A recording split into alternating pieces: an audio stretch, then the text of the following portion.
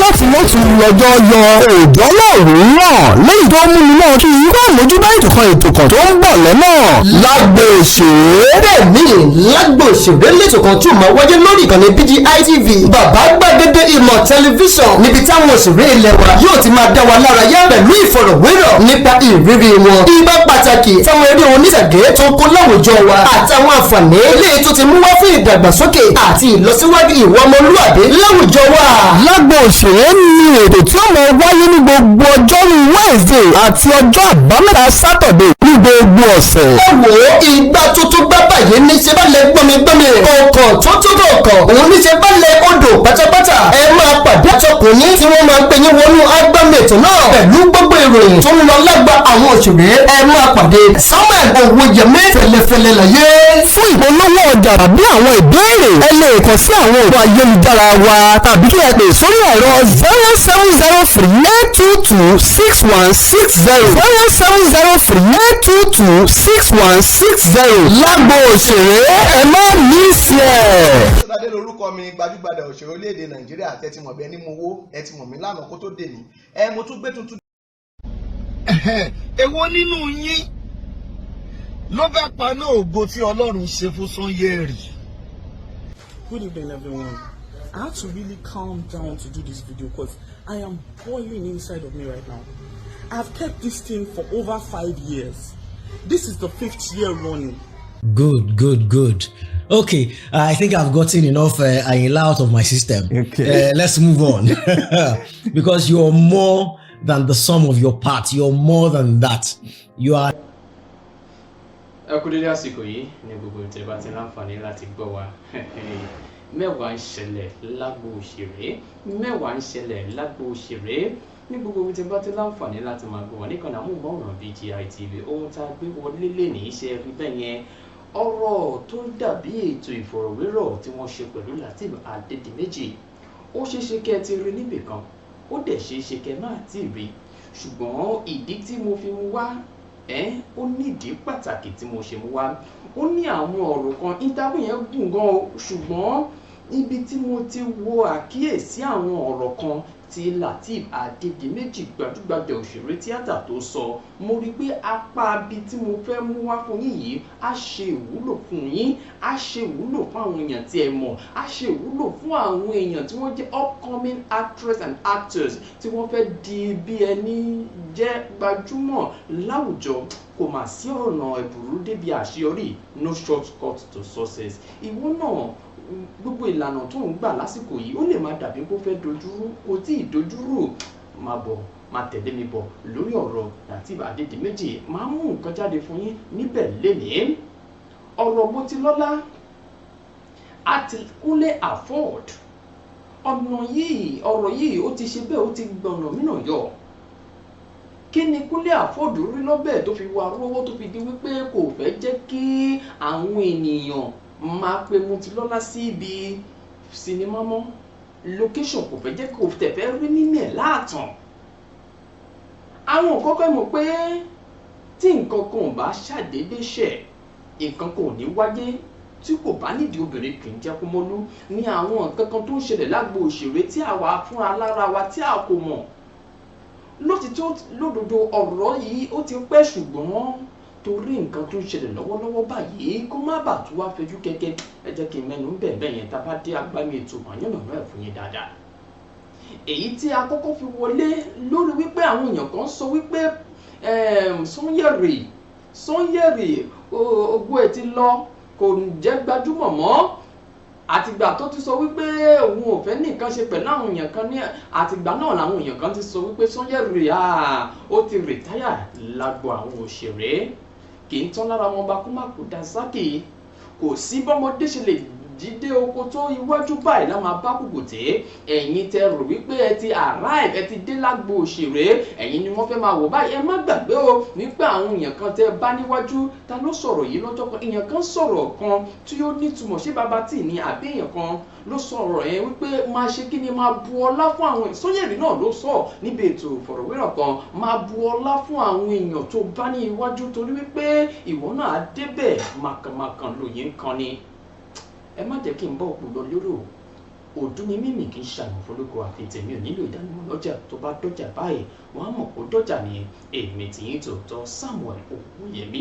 fẹ́lẹ́fẹ́lẹ́ láyé lórúkọ mi fẹ́lẹ́ ní gbogbo èèyàn mọ̀ mí sí èmi náà kọ́ ọlọ́rọ̀bọ̀ òkè òun ló fún mi ṣe ní gbogbo ìgbà lórí ètò lágbo òṣèré lẹ́nìí níkànnì amóhùnmáwòrán BGI TV èyí tẹ́ bá wa wò lọ́sẹ̀ tó kọjá dúpẹ́ lọ́wọ́ yín àjọṣe wò ní bàjẹ́ kí n tó tẹnubọ ọ̀rọ̀ lórí ibi tí mo ti fẹ́ ti bí pọlẹbẹ mú ọ̀lẹ̀ jẹ́ lórí ètò lágbo òṣèré lẹ́nìí ẹ má gbàgbé o láti darapọ̀ mọ́ wa lójú òpó ìkànnì abánidọ́rẹ̀ẹ́ wa Facebook gbàgede ìmọ̀ with Aláwìyé Adébáyọ̀ lórí Instagram gbàgede ìmọ̀ _22 là ń jẹ́ lórí Instagram lórí YouTube nǹkan bàbá gbàgede ìmọ̀ TV là ń jẹ́ lórí YouTube ẹ má wàá gbàgbé láti subscribe láti máa rí àwọn ìròyìn wa àti àwọn ètò wa wò lọ́lọ́kọ̀ òjọ̀kan bí a bá ṣe múlẹ̀ àyè ṣí sílẹ̀ fún ìpolówó ọjà níkànnì amóhùnmáwòrán BGI TV ẹ̀ ń bi mí léèrè pé lórí TikTok ńkọ́ ẹ lọ fọkàn balẹ̀ a wà lórí TikTok bàbá gbàgede ìmọ̀ là ń jẹ́ lórí TikTok láì dé ìnà pẹ̀lú láì fi ọ̀pá pọ̀lọ̀pọ̀lọ̀ péjú kí má dá yín lágara ọ̀rọ̀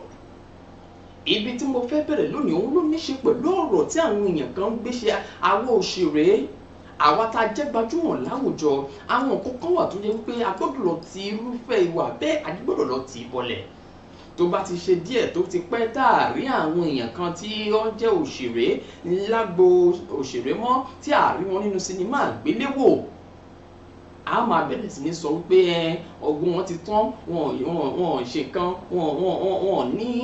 wọn ní láárí mọ́ kí tó mú yẹn wá fún yín jẹ́jẹ́ mọ̀ wípé ìjọba àpapọ̀ orílẹ̀-èdè Nàìjíríà wọ́n mà ti ṣe bẹ́ẹ̀ wọ́n ti gbé igi dínà ṣíṣe àwọn síìnì tó dàbí oògùn owó àbí mímu sìgá wọ́n ti gbé igi dínà ìwọ̀n yàjóyàjó ni tí èèyàn kan tí mo fìdí ẹ̀ múlẹ̀ lẹ́yìn tí wọ́n fi sẹ́ndì ẹ̀ sí mi èmi náà tún fìdí ẹ̀ múlẹ̀ nígbà tí mo rí níbi tí wọ́n fi sí ní iléeṣẹ́ ìgbóhùnsí afẹ́fẹ́ kan tí a mọ̀ sí BBC wọ́n ní iléeṣẹ́ ìjọba àpapọ̀ torílẹ̀-èdè Nàìjíríà ni wọ́n sọ di mímọ̀ pé ẹ wo ohun tó bá níṣe pẹ̀lú ọ̀rọ̀ ẹ̀ ń ṣe oògùn ogbó lápá abìkan ẹ̀ ń mu sìgá ẹ̀ ń fa cocaine a mọ̀ wípé fẹ́ fi pass message ni ṣùgbọ́n àwọn àsìkò kan ti wà báyìí a kò ní fi àyè gbárù nǹkan bẹ́ẹ̀ mọ́ màá fún yín lẹ́kùnrẹ́rẹ́ yẹn tí a bá dé láti ibi tí Sanyeri ti sọ̀rọ̀ Sanyeri sọ̀rọ̀ yìí ó sọ ti taratara wípé ẹ má máa ṣe nǹkan tẹ́ ń ṣe mọ́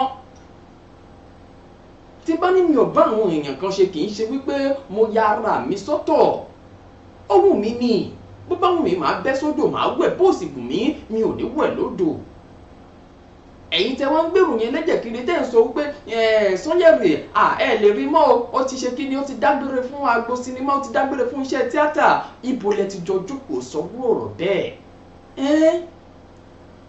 ẹ̀yin èèyàn ẹ dábọ̀ yé gbóyìnrò yẹn lẹ́jẹ̀ tí ẹ bá mọ̀ ẹnu ọlọ́fà láti gbọ́mọta ẹ gbọ́ èsì tí Sanyeri Ọláníyì Àfọ̀njá tí gbogbo èèyàn mọ̀ sí Sanyeri tó fún àwọn èèyàn tí wọ́n sọ wípé ògo òun ti lọlẹ̀ lágbo òṣèré ẹgbẹ́ ohun tí Sanyeri sọ. èwo nínú yín ló fẹ́ paná ògo tí Ọlọ́run ṣe fún Sanyeri sọ́kùnrin ni àbóbìnrin èwo nínú yín ló fẹ́ paná star tí Ọlọ́run fún Sanyeri èwo nínú yín ló gbẹnu sí Mike tó ń sọ wípé òun fẹ́ rìtáyà ara òun láì kì í ṣe mí nígbà tó lọ́hùn ò rìtáyà mi wá ń kọ́ èmi ò ní rìtáyà ara mi èmi ò mọ gbogbo àwọn tó ń ṣe irúṣẹ́ yìí o ìṣọkùnrin ní ìṣobìnrin ní mo fa gbogbo yín lọ́lọ́run lọ́wọ́ àbí tó bá yẹ pé ẹ tóbi jọ Ọlọ́run lọ lókù torí Ọlọ́run tó láyé èmi wá sádì ẹ wo gbogbo ọ̀nà táwọn aláàbò sí lè gbà ó fìmí borí ọ̀tá pẹ̀lú ète wọn o fìmí borí ọ̀tá pẹ̀lú ète wọn. ní báyìí mo wá fẹ́ fi àsìkò yìí tó sọ fún gbogbo ẹ̀yin olólùfẹ́ mi ní gbogbo àgbáńlá ayé mo repeat ẹ̀ all over the world wípé èmi Ọláníyì Àfọ̀njá olólùfẹ́ yín mi ò fìgbà kankan sọ fún yín pé mo fẹ́ fi tíátà lẹ̀ o kódà mi ò sọ wípé ó sú mi ó rẹ̀ mí débi tí màá wá sọ yí pé mi ò ṣe tíátà mọ́ kò sí ní tó jọ. Tẹ́ bá wá fẹ́ mú ẹ̀rí ẹ̀ wá fún mi ẹ jọ̀ọ́ nítorí Ọlọ́run challenge gbogbo ẹ̀yin olólùfẹ́ mi pátápátá all over the world, àtàwọn tó ń fẹ́ mi àtàwọn tí ò fẹ́ mi náà, tí mo mọ̀ yí pé gbogbo èèyàn kan ló lè nífẹ̀ẹ́ èèyàn.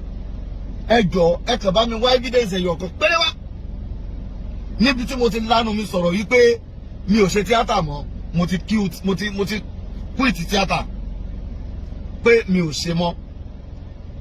Tí a bá wá rẹ́ni tó rí mú wá 100,000 naira lágbára Ọlọ́run ni màá fún wọn pẹ̀lú ògbó Ọlọ́run. Ògbìgbà tó ń gbà á láì lára Sanyeri, ògbìgbà tó ń gbà á láì lára, dákun àgbà mi ò ìlà yí aláwòrán, ògbìgbà tó ń gbà á láì lára. Ẹ gbọ́ bí Sanyeri ṣe fi orin káàdì ọ̀rọ̀ rẹ̀ nílẹ̀. Àwọn wo ló ń sọ ọ́? Ẹni tó máa borin jẹ́ kò ní kọ́ bó lórin ṣe kọ́. Ẹ̀yin sọ wípé Sanyeri ogo ẹ̀ ti lọlẹ̀ láíláí. Ẹni tó rọrùn ti gbéga ni kò sẹ́ni tó lè fà á wálẹ̀. Ọ̀rọ̀ Sanyeri ó dàbí wípé tẹ́ bá gbọ́ àwọn ohun tí Sanyeri ti là kọjá, mo ti lò lórí ètò yìí. Ẹ̀yin náà mọ̀ wípé Ọlọ́run ti ṣetán pẹ̀lú Sanyeri láti gbé ìdìde ni. Ta ni ẹ̀dá rú ẹ̀ tó wá sọ wípé òun fẹ́ fà á wálẹ̀? Mi ò rí. Èmi á kọ̀ yànnàná fún yín pé ẹ jọ̀ọ́ gbogbo yín tẹ̀ ń gbèrò yẹn lẹ́jẹ̀ kiri ẹ̀ lọ mẹ́nu ń bẹ̀.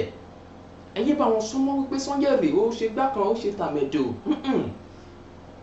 Kò tí ì lọlẹ̀ o, kódà kò sẹ́ni tó jẹ́ fi awọ ẹ̀ ṣe gbẹ̀du. Sanyeri, èmi kí ọ lẹ́yìn ní nǹkan tó sọ yìí tó bá jáde àwọn ìlú mi àti gbà pé ọ̀tọ̀ ni oko rẹ̀ ti lọlẹ̀, ṣùgbọ́n ẹnu ọlọ́fà láti gbọ́n wọn ta. Mo sọ fún yín ṣáájú lẹ́ẹ̀kan yín pé lórí ọ̀rọ̀ wípé ìjọba àpapọ̀ wọ́n ti ṣe bẹ́ẹ̀ fi òfin dé àwọn ìwà kan nínú eré àgbéléwò bí ká ṣe oògùn owó, bí ká mu sìgá, bí ká ṣe síìnì mímu egbògi olóró. Mo rí sinimá kan lórí social media ní àná. Tẹ́ bá rí síìnì tí wọ́n kọ́kọ́ sùn yẹn, síìnì yẹn jẹ́ ohun tó lágbára. Mo ní ibo ni sinimá ń lọ lásìkò yìí. Gbogbo ohun tí ọmọge tó fi ṣe àyà báyìí wọ́n ó túlẹ̀ tán ni nínú fíìmù yẹn. Ṣebí tẹ́lẹ̀tẹ́lẹ̀ wọ́n máa ń dọ́gbọ́n, ṣùgbọ́n nínú fíìmù tí mi ìfẹ́ dárúkọ fíìmù yẹn fún yín. Ó tún tán báyìí ni ọkùnrin yẹn fi ọwọ́ gbé ohun tí arábìnrin yìí gbé síwájú. Lórí kíni? Lórí pé a fẹ́ ṣe kíni? A fẹ́ jẹ́ kó dàbí òtítọ́. A fẹ́ jẹ́ kí sinimá náà kó tà. Ṣùgbọ́n ẹ jẹ́ ká máa wo àwọn èèyàn tí wọ́n ń wo àwọn ọmọdé ńkọ́. Parental guidance is very, very important. Ṣé lótìtọ́ àti lódodo a máa ń sọ níbẹ̀, ṣùgbọ́n ṣé lótìtọ́ àti lódodo ni àwọn èèyàn ní parent ń guide àwọn ọmọ lórí nǹkan tó fẹ́ wọ̀? Ayé ti dáyé ọ̀làjú, social media anybody ló lè mọ nǹkan tó ń lọ. Ṣùgbọ́n ìbànújẹ́ ló jẹ́ fún mi lánàá nígbà tí mo rí fọ́nrán yìí tí wọ́n ti ṣí bí n bá rí màá fi hàn yín.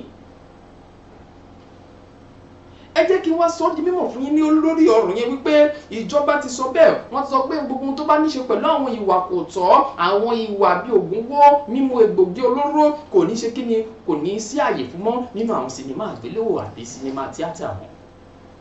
Ẹ jẹ́ kí n kà fún yín gẹ́gẹ́ bí wọ́n ti ṣe kíni, gẹ́gẹ́ bí wọ́n ti ṣe fi léde. Wọ́n ní ìjọba àpapọ̀ ti fi òfin de ṣíṣe ògùn owó, sìgá mímu àtàwọn ìwà míì tí kò bójúmu nínú àwọn fíìmù àgbéléwò ní Nàìjíríà.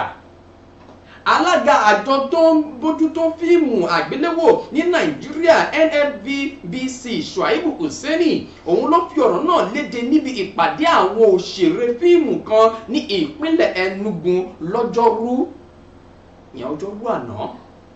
Iléeṣẹ́ ìròyìn wá gbé wọn jábọ̀ pé ọ̀rọ̀ lórí bí wọ́n yóò ṣe fi òpin sí sìgá mímu àtàwọn ìwà búburú mìíràn ni wọ́n ń jíròrò níbi ìpàdé yẹn. Ọlọ́run dẹ̀ fún wọn ṣe, wọ́n bá gbé síta kàṣàgà. Àpapọ̀ àjọ tó ń rí sí ọ̀rọ̀ fíìmù National Film and Video Censors Board àti àjọ Corporate Accountability and Public Participation Africa kápá ló ṣe onígbọ̀wọ́ àpérò ìpàdé náà. Lára àwọn tó wà níbi àpérò náà ni àwọn tó ń kọ́ fíìmù àti òṣèré káàkiri orílẹ̀-èdè náà tó fi mọ́ àwọn adarí ẹgbẹ́ àwọn òṣèré pátápátá. Isele sọ pé àwọn òbí alágbàtọ́ àtàwọn tí ọ̀rọ̀ náà kàn nípa eré àgbéléwò ti ń sọ̀rọ̀ sókè lórí àwọn irúfẹ́ fíìmù tó ń jáde láyé òde òní. Ó ní ọ̀gá mi tó wà ní ipò yìí tẹ́lẹ̀ kàn sí mínísítà ètò ìròyìn àná ìyẹn Lai Muhammed láti fòfin de sìgá mímu àti oògùn owó nínú àwọn sinimá. Lára àwọn fíìmù tó dàbí rẹ̀ ni lára fífi òpin sí bí wọ́n ṣe ń pa ènìyàn, jogun àtàwọn ìwà aburú mìíràn lọ́nà àti fọ àwọn fíìmù wa mọ́. ọ̀nà àti fọ fíìmù wa mọ́ ni. wọ́n ní lónìí inú mi dùn láti fi tó yín létí pé mínísítà fún ọ̀rọ̀ àṣà Hannatu Musawa ti bu ọwọ́ lu òfin náà wípé kò sí wípé wọ́n ń ṣe kékeré ni wọ́n ń fi èèyàn ṣògùn owó, wọ́n ń bu sìgá, wọ́n ń ṣe àwọn ìwà mìíràn torí àwọn òbí wọn. ẹgbọ́n pé wọ́n sọ pé àwọn òbí àti alágbàtọ́ wọn ti sọ̀rọ̀ sókè. Mínísítà òun ti bu ọwọ́ lù dé oògùn owó, fífi ènìyàn jó oògùn sìgá mímu àtàwọn oògùn olóró mímu nínú àwọn fíìmù, orin tí ò ṣe bẹ́ẹ̀ tí ò bá àwọn sinimá yìí mu. Ó fi kún pé àwọn ti fi òfin tuntun náà sọwọ́ sí iléeṣẹ́ tó ń rí sí ètò ìdájọ́. Isele sọ pé ṣíṣe àfihàn àwọn ìwà aburú náà nínú àwọn fíìmù náà ń ṣe àkóbá fún àwọn ọmọdé tó ṣẹ̀ṣẹ̀ ń dàgbà bọ̀. Ẹ jẹ́ ká jọ gbé ọ̀rọ̀ yìí yẹ̀wò. Ṣé ọ̀nà tí ìjọba gbà ṣe àgbékalẹ̀ eléyìí ṣó dáa? Màá wá fíìmù tí mò ń sọ yẹn tó yẹ pé wọ́n ṣe báyìí wọ́n sílẹ̀ báyìí ni. Ó yẹ kó ti yé ní obìnrin yẹn túlẹ̀ báyìí tó yẹ ọkùnrin náà á fi ọwọ́ gbé nínú sinimá àgbéléwò tí a mọ̀ pé ó lè débi kíbi. Tí n bá rí màá fi hàn yín. Ẹ̀yin náà ó sì ṣeé ṣe kẹ́ ẹ ti rí. Àwọn nǹkan wọ̀nyí kò yẹ kó máa ẹ má jẹ́ ká sọ pé ayédáyé ọ̀làjú ká máa fojú egbò tẹ́lẹ̀ lágbo òṣèré, kò yẹ kó máa rí bẹ́ẹ̀. Ẹ jẹ́ ká dúpẹ́ lọ́wọ́ iléeṣẹ́ tí ń rí sí ọ̀rọ̀ fíìmù àgbéléwò àtàwọn tó ń ṣe àmójútó pé ṣé nǹkan tó ń jáde yìí ṣójú wò fún àwọn ọmọdé àti alágbàtọ́. Àwọn òbí sọ̀rọ̀ sókè. Ẹ jọ̀ọ́, a mọ̀ pé iṣẹ́ yín lẹ̀ ń ṣe, ṣùgbọ́n ẹ jẹ́ ká máa fi ọ̀wọ̀ fún àwọn nǹkan kan nínú sinimá àgbéléwò tá a bá ń ṣe. Ẹ jọ̀ọ́, a bẹ̀ yín ni torí àwakọ̀, torí àwọn ọmọdé kéékèèké ẹ̀kọ́ la fẹ́ fi máa fíìmù yìí, a fẹ́ fi máa kọ́ àwọn èèyàn, ṣùgbọ́n ẹ má jẹ́ ká máa torí ẹ̀kọ́ ká tún máa fi ṣe nǹkan míì. Bẹ́yìn náà bá ṣe rí sí ẹ fi ránṣẹ́ sábẹ́ comment section, ẹ jẹ́ ká jọ gbé yẹ̀wò. Ṣé ìgbésẹ̀ tó tọ́ ni ìjọba gbé yìí láti fòfin de sìgá mímu, fífihàn ṣe ògùn owó àti àwọn ìwà àkótán mìíràn, egbògi olóró? Ṣé ìwà tó dáa? Ṣé wọ́n ti sọ́dọ̀ òfin o? Wọ́n ti sọ́dọ̀ òfin báyìí. Ṣé ìgbésẹ̀ tó tọ́ ni wọ́n gbé yìí? Ẹ jẹ́ kí n wá sọ eléyìí fún yín lórí ọ̀rọ̀ Motilọ́lá àti Kúnlé Afọ́d. Kí ló ń ṣẹlẹ̀ gangan láàrin àwọn méjèèjì? Bẹ́ẹ̀ bá ti fẹ́ ra yín rí tí ẹ̀dẹ̀ fẹ́ ra yín mọ́, bàbá ń jàbí ìka kókọ̀. Ọ̀rọ̀ yìí mo fẹ́ fèsápá kan ju bìkan lọ ni. Ìyàwó Kúnlé Afọ́d ó padà fún Motilọ́lá yìí, òṣèrébìnrin yóò padà fún ní èsì. Kúnlé Afọ́d mi ò mọ nǹkan tó ṣẹlẹ̀ lásìkò yìí tí Kúnlé Afọ́d tí ì fi sọ̀rọ̀ lórí ìṣẹ̀lẹ̀ náà. Arábìnrin yìí ló ṣàìdédé ló ṣe bẹ́ẹ̀ ló jáde. Ó bá bẹ̀rẹ̀ sí ní pariwo Kúnlé Afọ́d kí lòun rà nígbà ẹ̀fọ́ fi òun lé òun ò bá wọn ṣe mọ́. Wọ́n pè òun sí sinimá, àwọn fi Kúnlé Afọ́d wọ́n fi ṣe director. Kúnlé Afọ́d sọ pé tí ẹni báyìí bá ti ń bọ̀ òun ò lè bá ṣe. Kí ló dé? Respect tí mo fún Kúnlé Afọ́d mi ò lérò pé ó lè ṣerú nǹkan báyìí torí pé ọ̀gá la ń pè yín lágbo àwọn òṣèré, ọ̀gá ni à ń pè yín. àwòkọ́ṣe rere ni fún yín ṣùgbọ́n lórí ọ̀run tó ń ṣẹlẹ̀ lọ́wọ́lọ́wọ́ lásìkò yìí èmi ò fẹ́ fi ìsápá kan ju bìkan lọ ṣùgbọ́n Yorùbá wọ́n sọ̀rọ̀ wọ́n ní onírọ́ kan ló máa sọ wípé ẹlẹ́rìí òun ó ṣe kí ni kò sí nítòsí èmi ò gbọ́ tẹjọ́ ẹnìkan mo wá fi ń dátẹnu fún ẹ gbọ́ ohun tó ṣẹlẹ̀ gangan ibi tọ́rọ̀ yẹn ti bẹ̀rẹ̀ o ẹ jẹ́ ká gbọ́ ohun tí arábìnrin yìí tó jẹ́ gbajúgbajà òṣèré tíátà Mọ́tilọ́lá tó sọ nípa Kúnlé Afọ́ọ̀d ẹ jẹ́ á gbọ́. Good evening, everyone. I had to really calm down to do this video because I am boiling inside of me right now. I've kept this thing for over 5 years. This is the 5th year running. A journey to real alone. Everyone, all the powers that be in this industry already know about this matter. Mr. Kúnlé Afọ́ọ̀d, please leave me alone. Oh, jẹ́ fi mí lọ́rùn lẹ̀ kó fi career mi lọ́rùn lẹ̀ Afọ́ọ̀d. Kí ló dé kí ni mo rà ń gbà ẹ̀ tí mi ò sanwó? Kúnlé Afọ́ọ̀d, please leave me alone. They will call me for jobs. You say they should remove me if they want to use you. Somebody just called me for a job this afternoon. As a matter of fact, Yomi Olorunlaye called me for a job this evening. One day ni Afọ́ọ̀d ló máa direct. Mo dẹ̀ ní okay, only for him to send me a message back pé Afọ́ọ̀d sọ pé òun ò bá mi ṣiṣẹ́. Afọ́ọ̀d kí ló dé? Ṣé ń sọ ẹran mọ́ ẹran kíkọ̀ kọ̀ọ̀kan pa ni mo ní mi bá yín ṣe mọ́. Àtọ́dún yẹn ẹ̀dẹ̀ insist pé wọn gbọ́dọ̀ pè mí síṣẹ́ mọ́. Ṣé dandan ni kí n bá yín ṣe ni? Ṣé dandan ni mo ní mi bá yín ṣe mọ́? Ìgbà tí mo bá yín ṣe, I knew how your wife was running from pillar to post. This is I want your husband. Hold your husband, please. I knew how your wife was running from pillar to post. Don't bother coming to get kiri gbogbo Instagram. Mo dẹ̀ tún ní mi ò bá iṣẹ́ o dẹ̀ tún ní dandan kó má pè mí síṣẹ́ mọ́. O dẹ̀ lọ ìyàwó ẹ̀ mú kó fi mí lẹ̀. Afọ́ọ̀d fi mí lẹ̀. Fi mí sílẹ̀ jẹ́ kí n ṣiṣẹ́ mi. Afọ́ọ̀d fi mí sílẹ̀. Kí ló dé?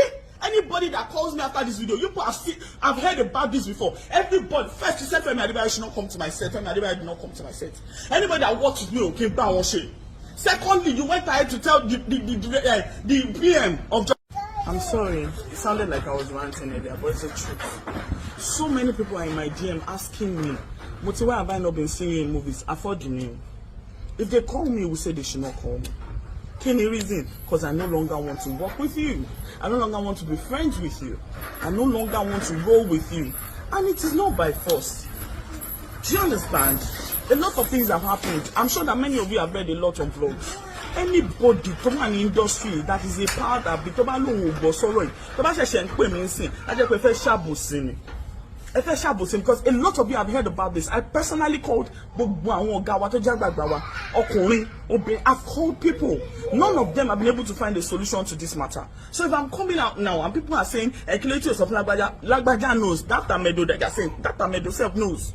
And that is the truth. I don't want to keep mentioning names. I am out here. But junior pop real. They will first start by blacklisting you. At the end of the day, what endurance go on RP me for the past 5 years? So long you but I'm not going to die, Afọ́ọ̀d. I'm not going to die, and I'm not going to leave this industry for you. Afọ́ọ̀d, leave me alone. Yo, I have left you alone. Leave me alone, Afọ́ọ̀d. Anywhere they mention my name, let me walk. Do you understand? You're not God. Oh, they're familiar.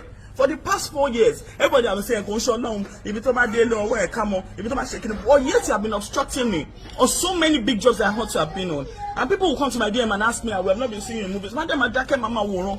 I thought if you need Sele. This is a public outcry, public appeal to everyone now. Now that I am being reasonable, I'm being reasonable on industry level.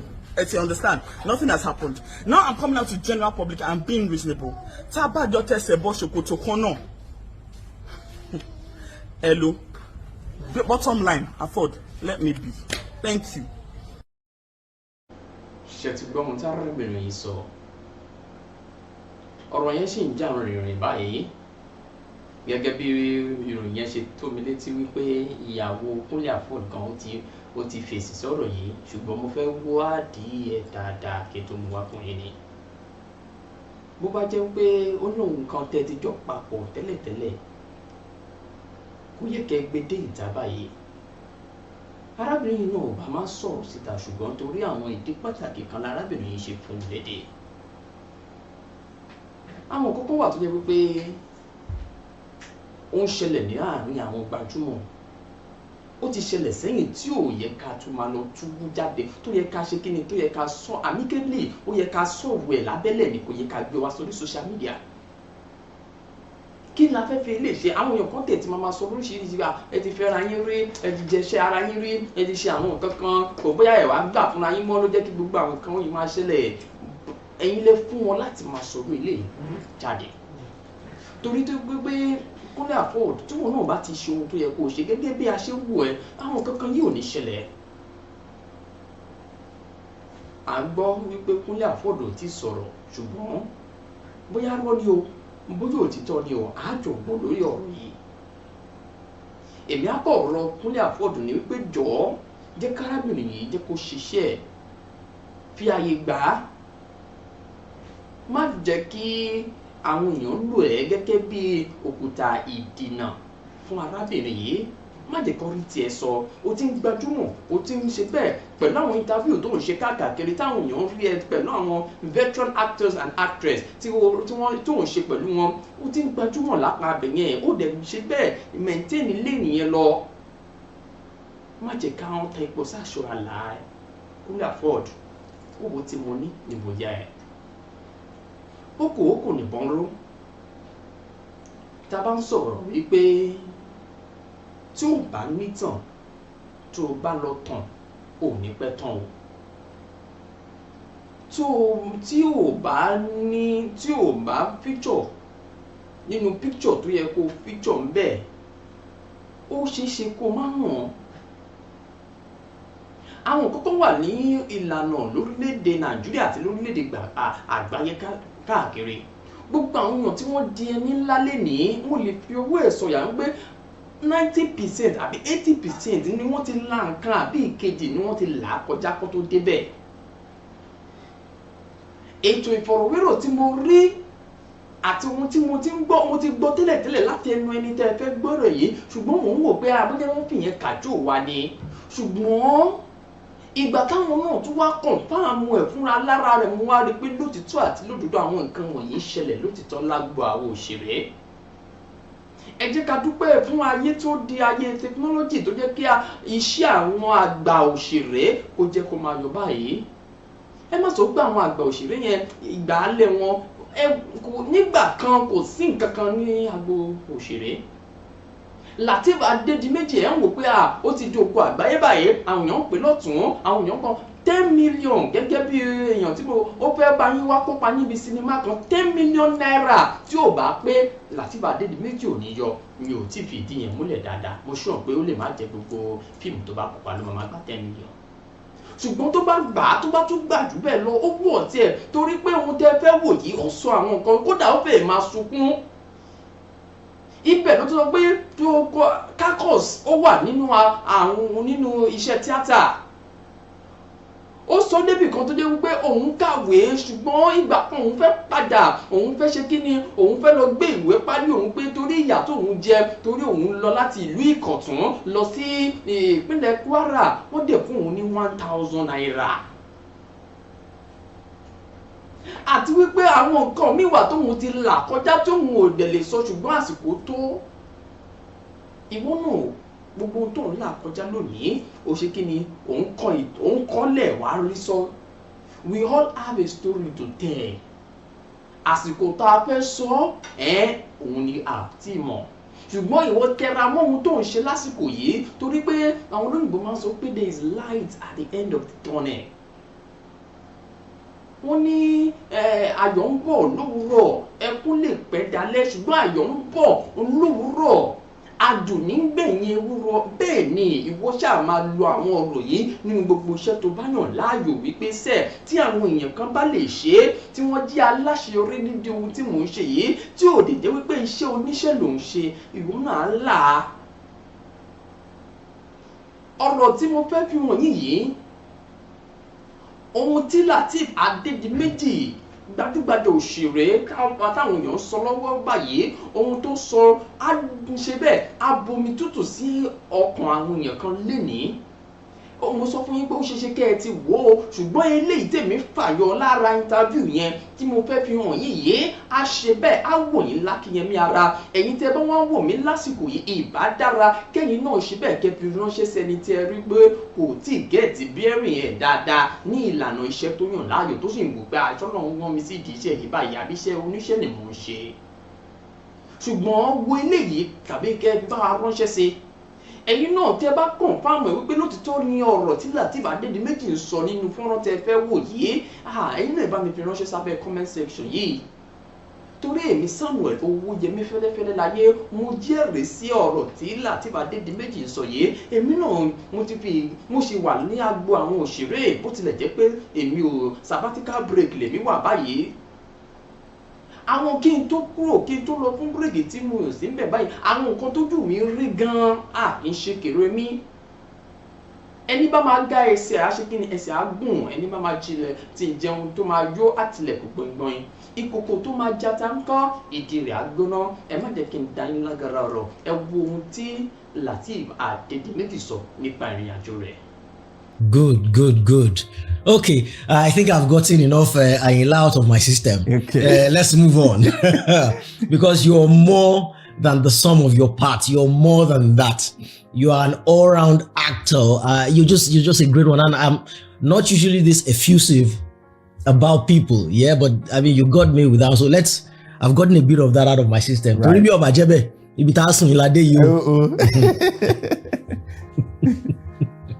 Okay, now I read something on your Instagram post, but before I read it to you, Right. I am a great believer and respecter in the reality of life that there is no success without suffering. The Omoluabi people, the Yoruba people say, Ìyà ò jẹ ológbọ́n, tani teacher ẹ. And the Christians have something like that, an axiom like that. They say there is no glory without a story. Yeah, there's always suffering behind success. In fact, again, the Omoluabi say ìkòkò tá jẹ fọ́ àbí tá jata ìdí agbono, right? So great. I've said all of that to lay this foundation. I'm reading on your Instagram page. This was what you wrote, and I wrote it down so that I can quote you verbatim, Right. or verbatim, as the English say. So I'm going to read it in two parts. Okay. So you said, let me take you back a little. Growing up, the dream was modest. I sincerely only wanted to live and allow everyone else to do the same. I had it in me to dream big, but the circumstances around me then didn't encourage lofty hopes. I had a few friends over recently. I told them about my dark days before the limelight. Many of them didn't believe me. Me, I promise you I will believe you. Please tell me. Tell me. What were those dark days? Just like you said, there is no success without story. It wasn't getting to this stage. Even at this stage, it is still not easy, and it's not like it is very rosy even at this stage.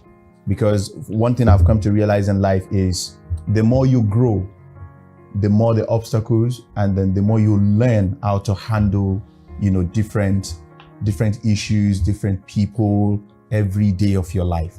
So coming into the industry wasn't an easy task. First, I was trained by a non-government organization, Community Life Project, because I started with Tiata in the round when we go to marketplaces to just act for people. Because basically in those days we use acting to get message across to people on sexuality issues, HIV/AIDS. Community Life Projects train young people to be peer educators and counselors. That's what they do. So they picked me up in my secondary school at that time, and they took about 5 of us from my secondary schools, from different schools. They take us to their organization, train us on different topics, self-esteem, assertiveness, a whole lot of topics for us to be peer educators and counselors so that we can enlighten other young people about what we know when it comes to sexuality issues, HIV/AIDS, drug abuse, and a whole lot of other stuff. So basically, we do dramas, song, and dance to pass message across to people, because we know that people are always attracted to that kind of that kind of vibe all of the time. So that's where my training started from till I got into the university in 2000. When I got into OSU, from everything that that I've gone through from my community life project, I decided to have my own troupe when I got into school. I got my own troupe that I started training how to dance, all of the things I've learned from them. I started training my own people in school, and then I built up my own theater troupe. I didn't study theater.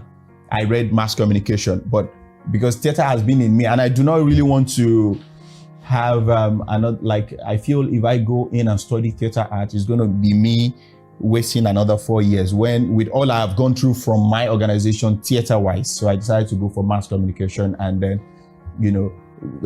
major in public relations and then just keep doing my thing. So I started my troupe from there. I always go back and forth from school. I will run to Lagos, go and play Waka Pass.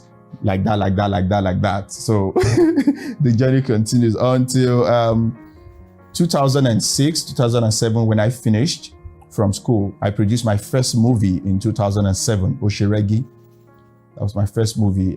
I collected money from my popsy. My popsy said he collected cooperative money to give me because I'm bent on, I said I want to be an actor. Say, hey, Marugo. Ìwọ lẹ́yìn tó ṣe tán school eléyìí ló fẹ́ máa ṣe ó ti ẹ̀ mọ̀ èyí tó kàn mí ẹ̀kọ́ ẹ̀ yá mi tí bá ti ṣe báyìí after bíi 3 months a máa owó yẹn máa wọlé padà máa dá padà owó yẹn ò tí ì wọlé dè ní o owó gbà yẹn.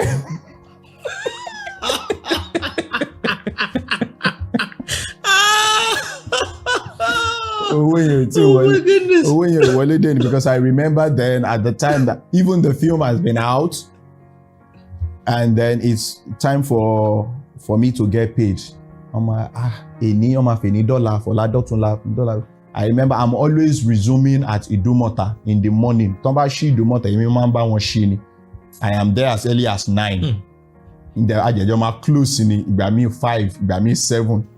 And then I'll be shocked that at the closing hour, not about it, uncle lè pa gbogbo ẹ̀pọ̀ kan kó nínú bí 500,000 kẹ́ fún mi ní 20,000 pé iye tí mo máa rí gbà lé nìyí. Ọdún wo ni mo wá fẹ́ gba gbogbo owó ìtàn? In the money, they still owe me about 400,000 till today. They bought the film for 500,000. They paid me 100,000. Till today, 400,000 is still there. But it is what it is, and I do not want to give up. I feel this is my calling. I feel this is where I belong. If I leave it, what becomes of me? What becomes of the lot of people that see me and just choose to smile, that sees what I do and just be like, okay, if you can do it, then we can do better. So I feel I'll keep up the good work and I'll keep working.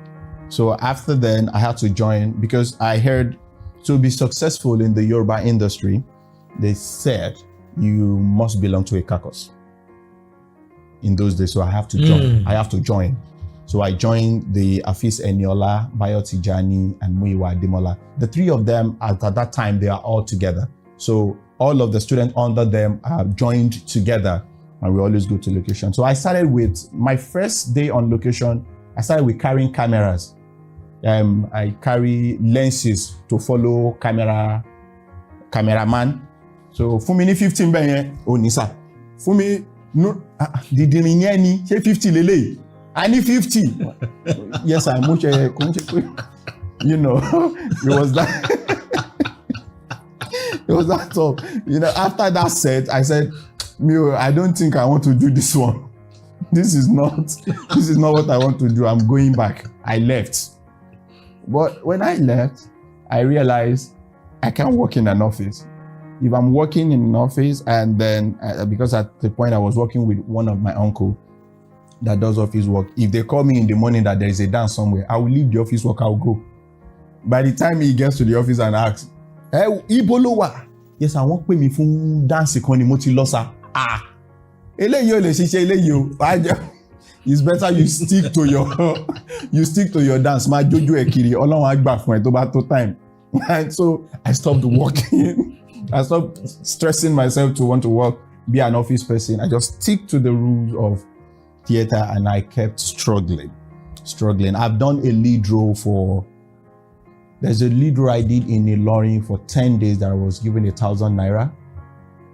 And then... In what year? 1,000 naira. In what year? Yes. 1982? 1982 called 2000 and I think 10. Yes. For 10 days. 1,000 bucks. Yes, by the grace of God, 1,000. And then I spent 10 days on that set, and I wasn't even given feeding money until day 6. And even the day 6, it wasn't like it was the PM that asked me, he now went to speak to the producer.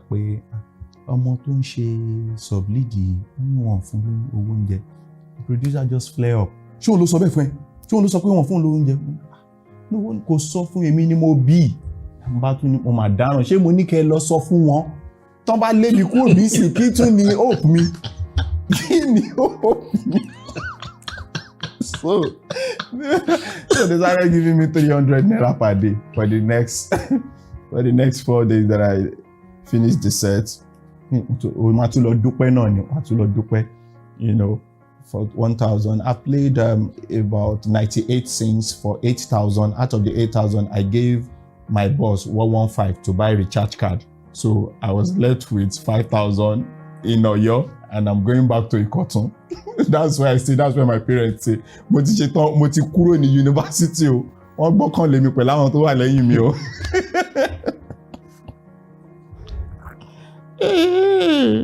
Wow.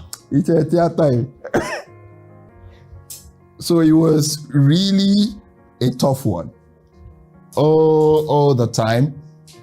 Then at some point I decided in my mind that, okay, I think the certificate that said I would not go and dust to go and look for office work, I think at this stage I have to let me go.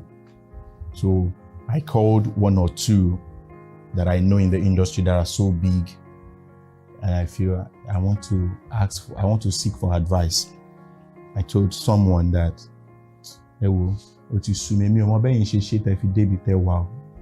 but tó bá jẹ́ bẹ́ẹ̀ ṣe ṣe yìí làwa náà ṣe ń ṣe, èmi ò rò pé mo lè cope. Mo fẹ́ lọ wá iṣẹ́. Mo kúkú kàwé. I want to go and look for a job and all that. Please, if you help me to see any job, an office job that I can do, and the salary is good, I'm ready and I'm willing to.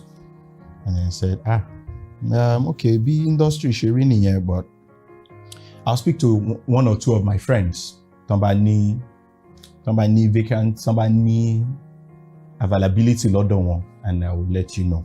So I think I remember I spoke to a marketer that I want to leave and go and look for a job. And that what the marketer said to me that year was what made me stick to the fact that here I will be here and I will succeed in this industry. He said, Ofello, with all that you have in you, with all that you carry, you have not used half of what God has given you as a talent.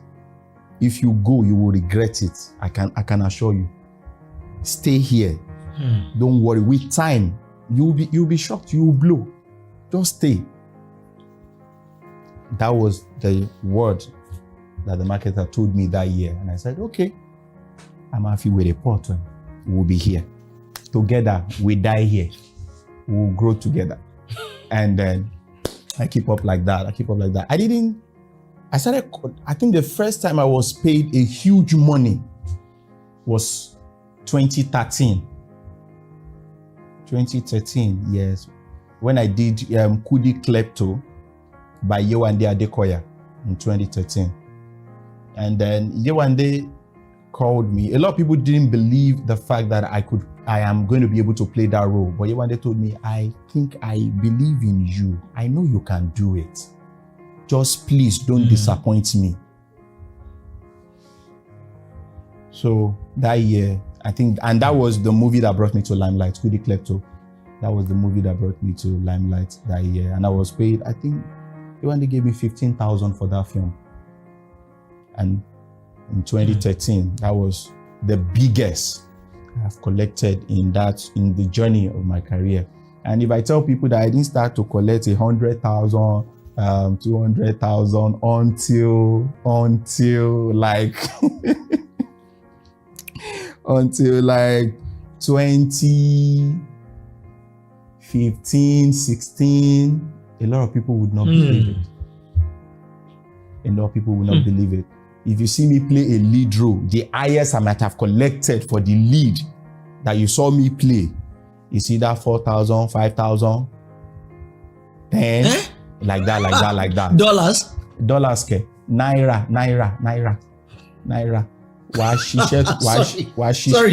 Sorry, you played an entire movie, the lead role in an entire movie, and they gave you 5,000 naira in, say, maybe 2014. Yes, now.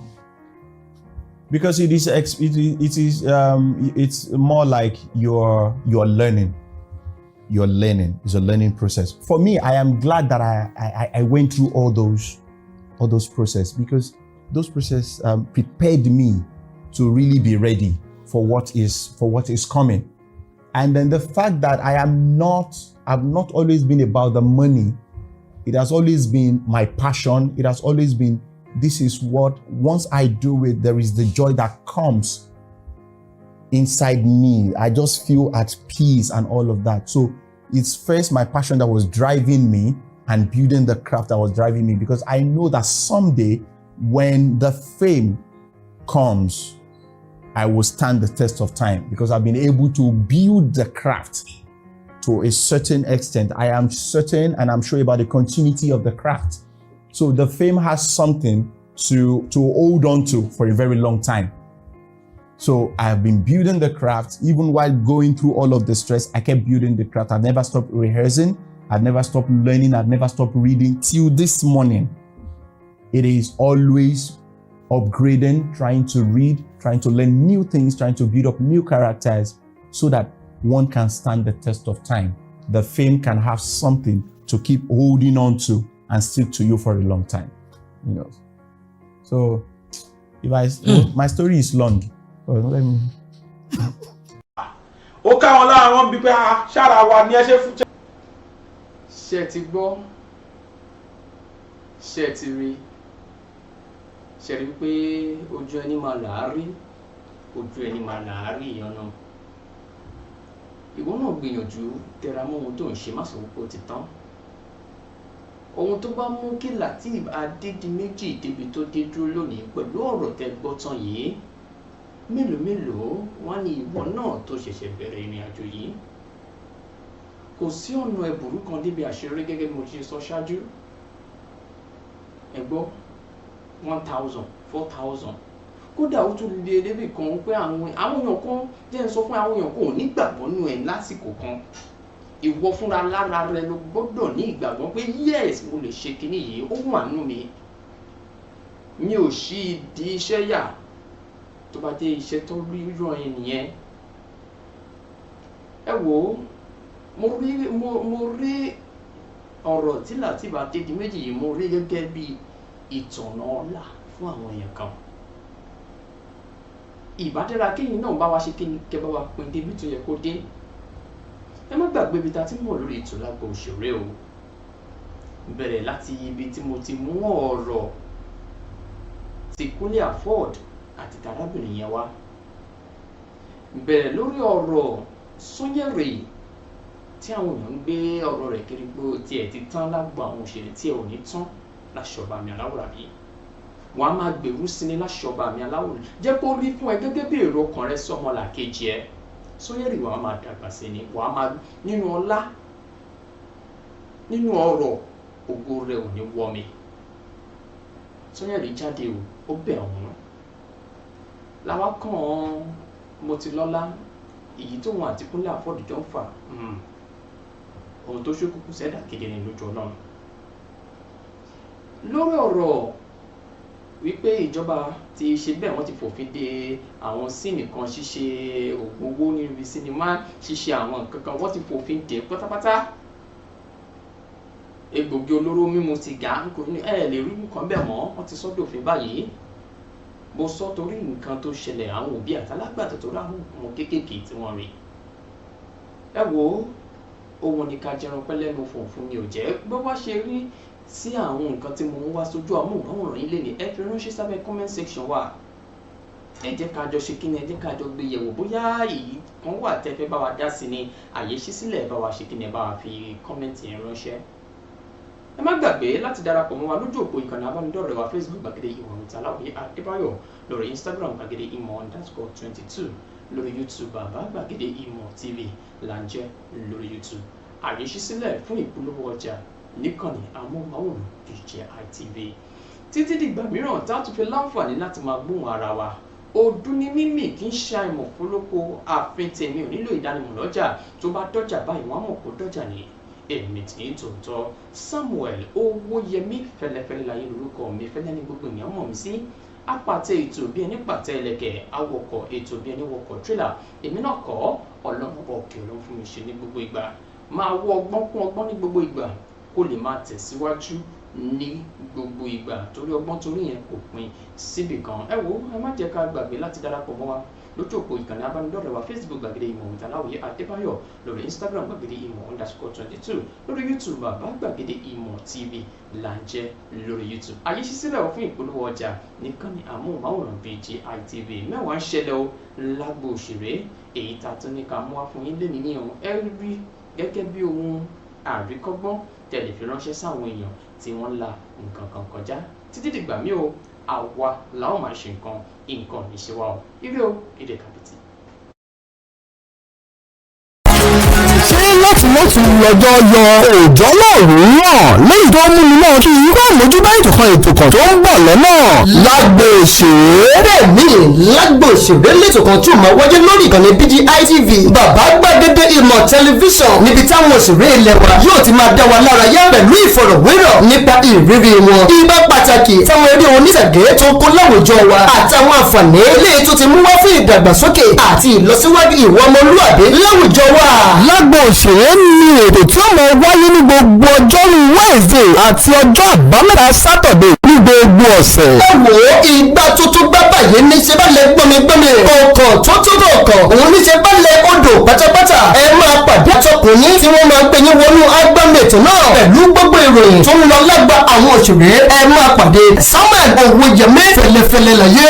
fún ìpolówó ọjà tàbí àwọn ìbéèrè ẹ lè kàn sí àwọn òpó ayélujára wa tàbí kí ẹ pè sórí ẹ̀rọ 0703-822-6160 0703-822-6160. lágbo òṣèré ẹ má ní sí ẹ. Adé lórúkọ mi, gbajúgbajà òṣèré orílẹ̀-èdè Nàìjíríà tẹ́tí mọ̀ bí ẹni mo wó ẹ ti mọ̀ mí lánàá kó tó dé ní. mo tún gbé tuntun.